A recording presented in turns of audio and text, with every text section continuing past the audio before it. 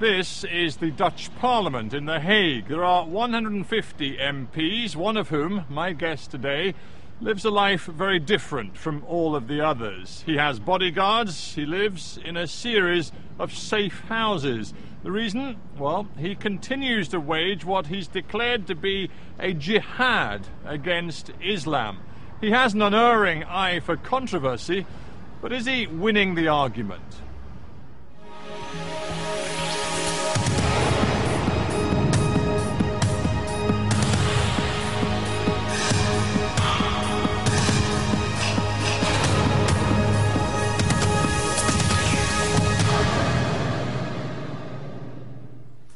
Geert Wilders, welcome to Hard Talk. Thank you.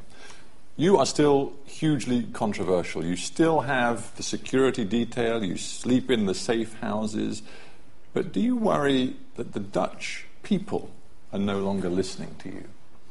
Well, I'm not really worried by that, to be honest.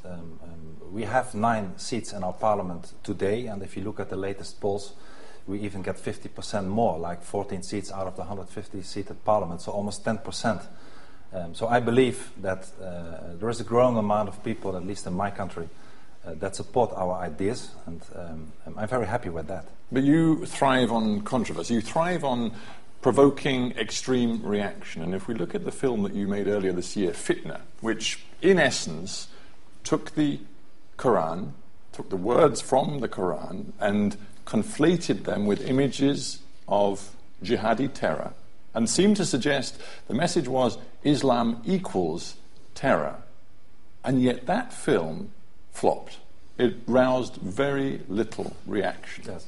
Well, first, my aim is not to invoke violence in any way. This is not the reason I made Fitna. I made Fitna to show indeed to the Dutch and the West society that Islam as such is a threat, is a violent, barbaric ideology, and that Fitna, indeed, the film was a success. I believe it was a success. In the Netherlands, after 2 hours, more than 3 million people watched it. Worldwide, more than 20 million people watched it. So well, you don't know how they reacted to it. I mean, many people in the press described it as utterly predictable. The message that you've been delivering for years has not changed, and now it seems Muslims are choosing to ignore it rather than react to it.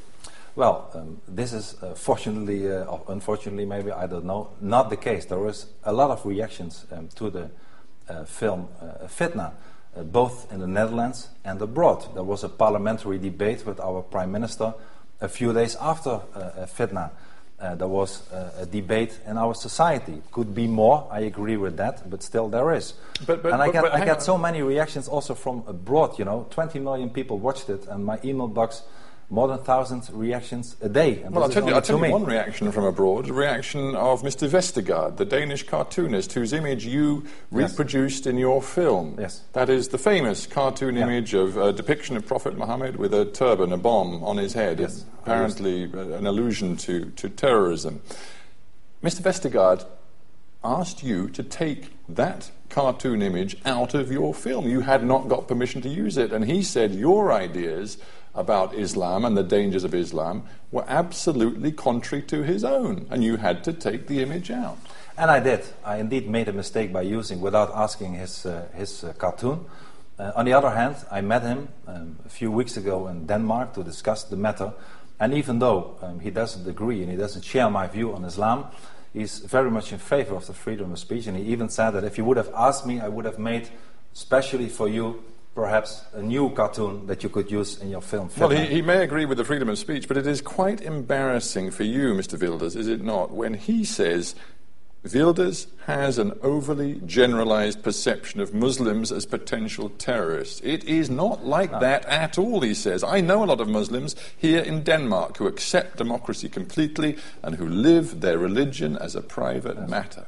But there, I'm sorry to disappoint you, I don't disagree with Mr. Westergaard. I don't believe that the majority of the Muslims are terrorists. I make a distinction between the people. I don't hate people. I acknowledge the fact that the majority of the Muslims are not terrorists, but I have a problem with the violent ideology that is called Islam. Let me quote you the words of a prominent Jewish television producer here in Holland, Harry de Winter.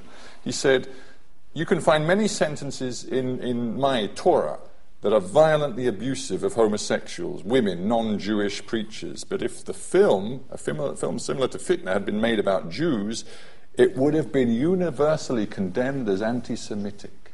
And he's right, I don't know. He's fully wrong. There are so many differences between, on one side, Christianity, Judaism, and on the other side, Muslim.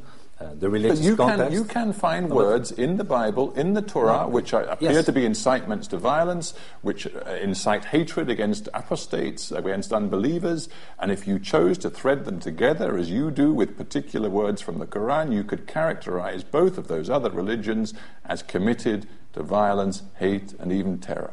Well, I believe that is complete nonsense indeed. Look, for instance, at the Old Testament that you mentioned, Christianity.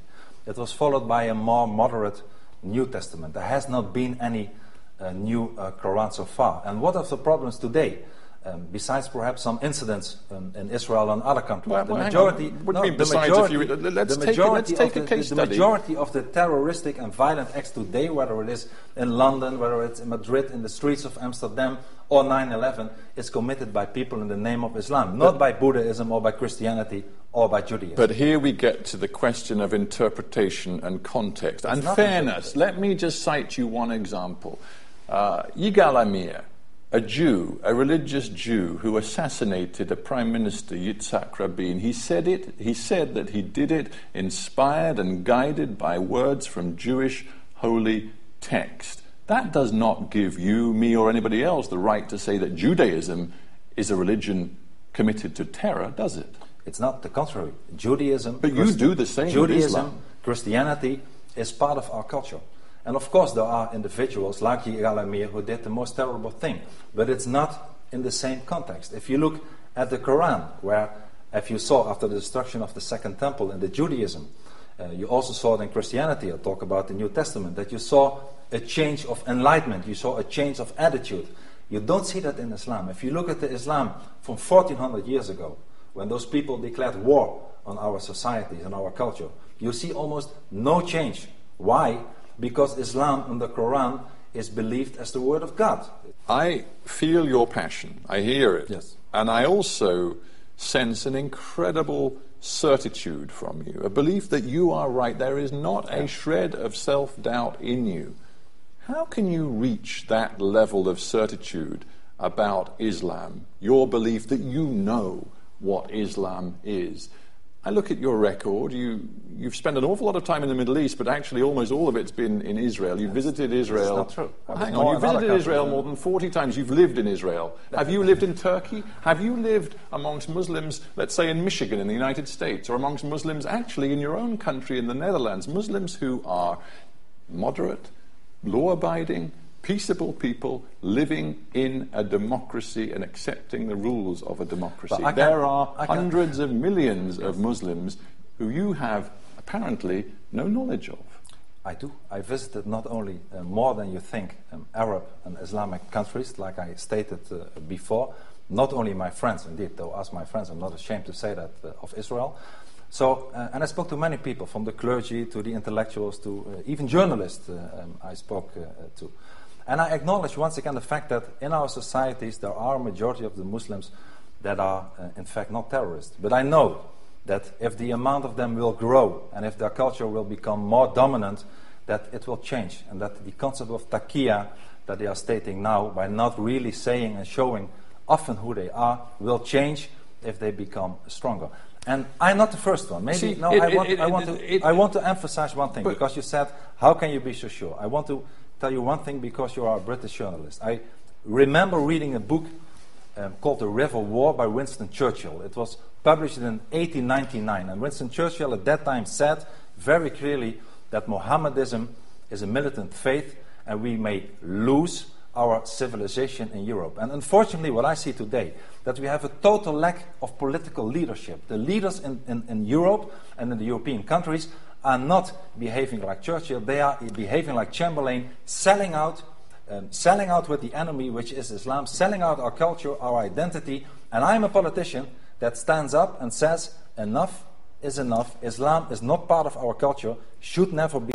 Islam is not part of our culture, should never be, and will never be. But here is your problem, Geert Wilders. Muslims in your own country are wising up to your methods. You want to provoke a furious, angry reaction. You want them out on the streets burning your image, but they're not doing it anymore. I mean, let me quote to you the words in The Economist magazine of Fatima Arslan, who is a Dutch Muslim born in Turkey, and she says the imams told Muslims across the Netherlands that they should not rise up against fitna. Whatever the provocative nature of your message, they should appreciate they live in a democracy and that they too have a platform to tell Holland and the world how wrong you are in your portrayal of Islam. Listen, once again, for the second time in this interview, I'm not a politician who wants to provoke a violent reaction. I even complimented the day after fitna the Muslim community by their reaction. I didn't make my movie for the Muslim community,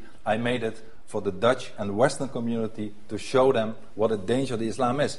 And if they really wanted this discussion, 1 week after the presentation of fitna, I invited 6 imams to come to a public meeting with television, radio, everybody present to have a discussion with me about fitna. 3 moderate imams and 3 more radical imams. 5 of them said, no way, you have first have to apologize, we are not coming to debate with you. One of them even wants to take me to court today.